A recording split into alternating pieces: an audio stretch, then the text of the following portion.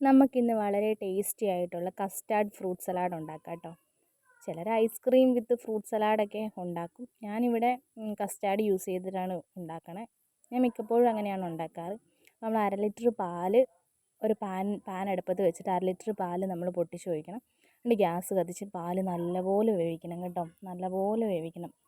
പാല് നല്ലപോലെ വെന്താലാണ് ഒരു ടേസ്റ്റ് കിട്ടത്തുള്ളൂ.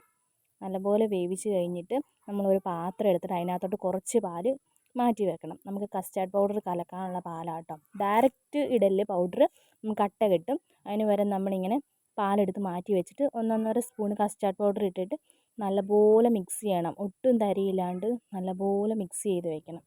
നല്ലപോലെ മിക്സ് ചെയ്തിട്ടേ ഒഴിക്കാവുള്ളൂ കേട്ടോ, കട്ട മാറിയിട്ട്. ഈ സമയത്ത് നമുക്ക് ആവശ്യത്തിന് പഞ്ചസാര ഇട്ട് കൊടുക്കാം.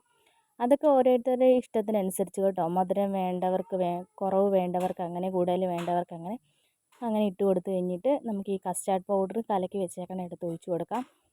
അത് നല്ലപോലെ ഇളക്കി ഈ പഞ്ചസാരയും ഇതും കൂടെ നല്ലപോലെ മിക്സ് ചെയ്യണം. നന്നായിട്ട് മിക്സ് ചെയ്തിട്ട് നമ്മൾ റെസ്റ്റ് ചെയ്യാൻ മാറ്റി വെച്ചു. ഇത് നമുക്ക് ഫ്രിഡ്ജിൽ വെക്കണം എന്നില്ല. നമ്മൾ ഏകദേശം ഒരു മണിക്കൂർ കൊണ്ടൊക്കെ തണുക്കും. എന്നിട്ട് നമ്മുടെ ഈ കട്ട് ഫ്രൂട്ട്സ് എല്ലാം കൂടെ നമുക്കിതിനകത്ത് ഇട്ട് കൊടുക്കാം. ഞാനിവിടെ യൂസ് ചെയ്തേക്കുന്നത് ആപ്പിളും മുന്തിരിയും മാതളനാരങ്ങയും ഏത്തപ്പഴവുമാണ്. മാങ്ങാപ്പഴം ഞാൻ എടുത്തില്ല. മാങ്ങാപ്പഴം എടുക്കാനായിട്ട് ഇരുന്നപ്പോൾ നല്ല പഴുപ്പായിരുന്നു. അവിടെ ഞാനത് യൂസ് ചെയ്തില്ല. എന്തെങ്കിലും ടേസ്റ്റ് വ്യത്യാസം വന്നാലോ എന്ന് വെച്ചിട്ട് ഞാനത് യൂസ് ചെയ്തില്ല. ഇത്രയും സാധനങ്ങളാണ് ഞാനിവിടെ ഉപയോഗിച്ചിരിക്കുന്നത്. നല്ലപോലെ മിക്സ് ചെയ്തിട്ട് നമുക്കിത് ഫ്രിഡ്ജിൽ വയ്ക്കാം. നല്ല തണുപ്പായിട്ട് എടുത്ത് കഴിക്കാവുള്ളൂ.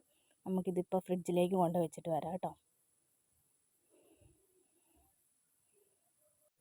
ഇതേ നമ്മുടെ ഫൈനൽ ലുക്ക് ഇങ്ങനെയാണ് കിട്ടിയേക്കുന്നത്. നല്ലതായിട്ട് തണുത്തിട്ടുണ്ട് കേട്ടോ.